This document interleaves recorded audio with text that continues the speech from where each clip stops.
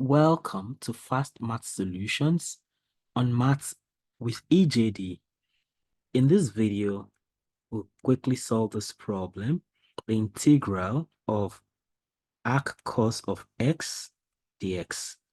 If you want to solve this, I equals integral of arc cos of x dx. Now, if you look at that the way it is, you cannot integrate that directly. And then you'll be wondering, what exactly do you need to do in this situation?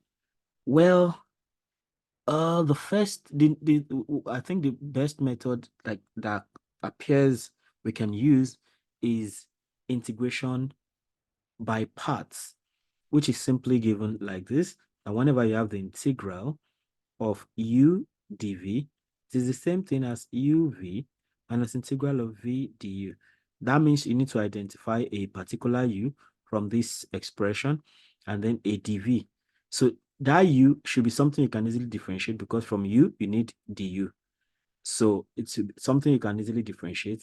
And then the dv should be something you can easily integrate because from dv, you need to get v and v here too. So it means you need to integrate dv to get v. So in that case, then, well, since you cannot integrate directly, and we know that we can differentiate arc cos of x, though it's not as straightforward as other kinds of things we differentiate, but we can as well do that. So in that case, we can just proceed to take care of that business. And I'll just say, let u, be arc cos of x.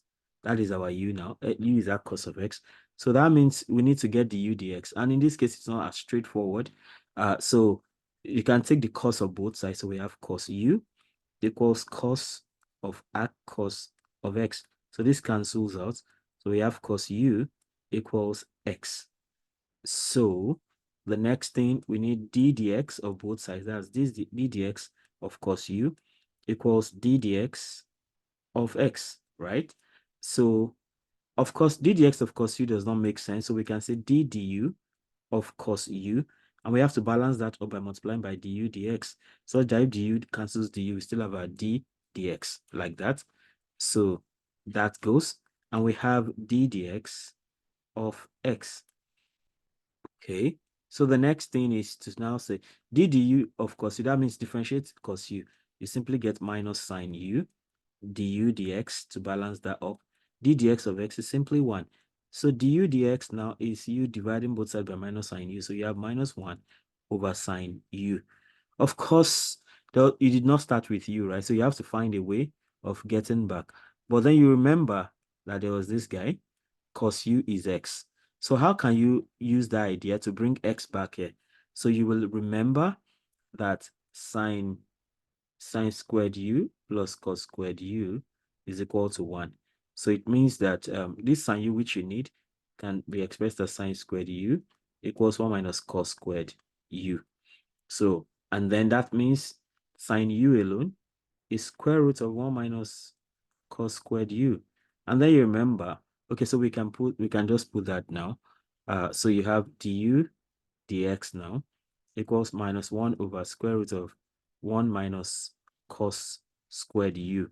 And then you remember that cos u itself, okay, well, I mean, to just still tidy things up, so you have du dx equals minus 1 over square root of 1 minus cos squared u, that's cos u raised to power 2. Well, you know that cos u from here is x, all right? So you can put that idea, you can put that. So you have du dx equals minus 1 over square root of 1 minus x squared. So that is du dx. So we have differentiated, we got that. So it means that du alone, which you would need later, is minus 1 over square roots of 1 minus x squared dx. So this is important. And then, so for the other one, let me use another color. So let me go purple now. So here, since you have taken u to be cos inverse of x, so it means that your dv, you need u dv, you have taken u to be this, so your dv has got to be, so dv will have to be dx. So dv equals dx. So if dv is dx, you can just have integral of dv equals integral of dx. So integral of dv is the integral of dx is x plus a constant c. So you also need this, right? So we can come over there and say, therefore, I now is uv minus integral of v du, like you already know. So that means that I is equal to u. You remember u is arc cos of x. So you have u to be arc cos of x multiplied by v. V, interestingly, is x. So you can leave out the c because that will come out later. So arc cos of x times x minus integral of v. Now v again is I think v again is x, right? Times du. So du now is minus 1 over square root of 1 minus x squared dx. Okay, so we can tidy things up. So we have I equals x arc cos of x minus times minus is plus integral of x over roots 1 minus x squared dx. So I can, so here now, to integrate this one directly is not that easy. So we can just write this to be I equals x arc cos of x plus, you can call this I1 now because that's a problem still waiting to be solved. So we can now go and deal with that separately.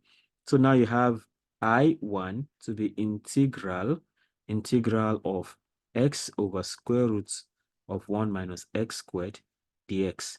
So you can say, okay, I can already see that if I differentiate, okay, well, I mean, the easy thing to do is we can say let p or something be 1 minus x squared. So if p is 1 minus x squared, that means the p dx is equal to minus 2x. You know, differentiate 1, it's gone. Differentiate minus x squared, you get minus 2x. You can put this over 1, so you cross multiply, you have minus 2x dx equals dp. But we need dx, right? So we have dx equals minus dp over 2x. So you have this right here. So you can take that back. So you can now say that I1, okay, let me put it side by side so we can see that right there. So I can go and say now that, let me change totally. So to this. So now we can say now that I1 is equal to integral of x all over root p times dx is minus dp over 2x. So sweetly, x cancels out. So we can have I1 to be minus 1 over 2 by the side the integral of dp all over root p. Okay, so that you can take care of and say I1 equals minus 1 over 2 integral of 1 over p raised to power half dp. That's what root p is, right? And you can still go on to say that I1 is minus 1 over 2 integral of p raised to power minus half dp. Okay, so that we can now integrate I1 equals minus 1 over 2. When you integrate p raised to power minus half, that's p raised to power minus half plus 1 all over p raised to power minus half plus another 1. You know, if you like, you can add a constant. So now we have I1 equals minus 1 over 2 times p raised to power half. Minus half plus 1 is half. Then, okay, sorry, this should actually be minus, just minus half plus c. I mean, minus half plus 1, actually. So this is minus half plus 1, which is simply half also. So that's half. So we have I1 equals minus 1 over 2 times 2p. You know, this half, 2 goes up. So you have 2p raised per half. So that 2 cancels out. And then you have I1 equals minus p raised power half. You know, minus p raised power half. And I1 finally becomes, you know, p itself was taken to be minus 1 minus x squared, right? 1 minus x squared. So we have minus, you know, this is root p, right? That's minus root p, okay? So I1 is minus roots 1 minus x squared because p originally is 1 minus x squared. So now we have I1, right? So we can take that back. We can now go back to I itself. Now, so therefore, I is equal to, what is I again? Let's see. I is x arc cos of x plus I1. X arc cos of x arc cos of x plus I1. And then I is equal to x arc cos of x plus I1. So that's minus root 1 minus x squared. So we cannot add a constant c.